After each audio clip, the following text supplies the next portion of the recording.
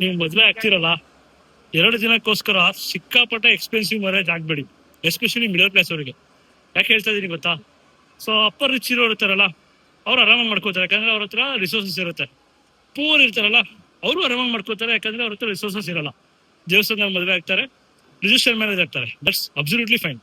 But in ಮಿಕ್ದವ್ರು ಇದೀವಲ್ಲ, ನಮ್ಮಂತವ್ರು ಮಿಡಲ್ ಕ್ಲಾಸ್, ನಾವೇನ್ ಮಾಡ್ತೀವಿ ಅಂದ್ರೆ ಶೋಕಿ ಮಾಡಕ್ಕೆ ಅಥವಾ ಏನಂತಾರಲ್ಲ ಪ್ರೆಸ್ಟೀಜ್ ಅಥವಾ ಸೊಸೈಟಿ ಪ್ರೆಷರಿಗೆ ತುಂಬಾನೇ ಇನ್ವೆಸ್ಟ್ ಮಾಡ್ಬಿಡ್ತೀವಿ. Almost in case parents spend ಮಾಡಿದರೆ ಲೈಫ್ ಟೈಮ್ ಸೇವಿಂಗ್, ಅಥವಾ ಹುಡುಗಿನೋ ಸ್ಪೆಂಡ್ ಮಾಡಿದರೆ ಅವ್ರದ್ದು ಲೈಫ್ ಟೈಮ್ ಅರ್ಧ ಸೇವಿಂಗ್, ಆಯ್ತಾ? ಇನ್ ರಿಯಾಲಿಟಿಯಲ್ಲಿ 100% ಸೇವಿಂಗ್ಸ್ ಅವರು ಬರೀ ಮದುವೆಯಲ್ಲಿ ಇನ್ವೆಸ್ಟ್ ಮಾಡ್ತಾರೆ. ಜಸ್ಟ್ 2 ದಿನದ್ದು ಏನಂತಾರಲ್ಲ ಇವೆಂಟಿಗೋಸ್ಕರ ಒಂದು 20 ಲಕ್ಷ ಮಿನಿಮಮ್, ನನಗೆ ಗೊತ್ತಿರೋ ತರ. ಆದ್ರೆ ಬೇಸಿಕ್ ಮಿನಿಮಮ್ ಅಂದ್ರೆ 10 ಲಕ್ಷ ಬೇಕು, ಆಯ್ತಾ? ಸೊ ಮ್ಯಾರೇಜ್ ಅಲ್ಲಿ 20 ರಿಂದ 30 ಲಕ್ಷ ಬರೀ 2 ದಿನದಲ್ಲಿ ಎಗರ್ಕೊಂಡು ಹೋಗುತ್ತೆ. ಜಸ್ಟ್ ಇಮ್ಯಾಜಿನ್ ಮಾಡಿ.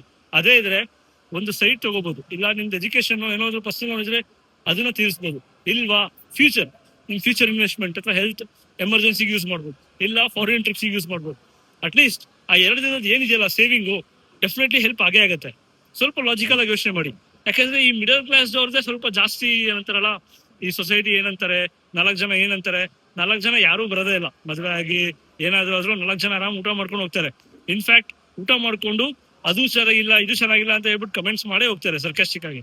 ಸೊ ಅಂತವ್ರಿಗೆಲ್ಲ ನಾವು ಜಾಸ್ತಿ ಇನ್ವೆಸ್ಟ್ ಮಾಡಕ್ ಹೋಗೋದ್ ಬೇಡ, ಆಯ್ತಾ? ಐ ನೋ ಸುಮಾರು ಜನ ಇದಕ್ಕೆ ಅಗ್ರಿ ಆಗಲ್ಲ, ಬಟ್ ರಿಯಾಲಿಟಿ ಏನು ಅಂದ್ರೆ ನೀವು ಎಷ್ಟು ಎಕ್ಸ್ಪೆನ್ಸಸ್ ಮಿನಿಮಮ್ ಇಟ್ಕೋತಿರಲ್ಲ ಮಿಡಲ್ ಕ್ಲಾಸ್ ಮ್ಯಾರೇಜ್ ಅಲ್ಲಿ, ಅಷ್ಟು ನಿಮಗೆ ಒಳ್ಳೇದು. ಯೋಚನೆ ಮಾಡಿ.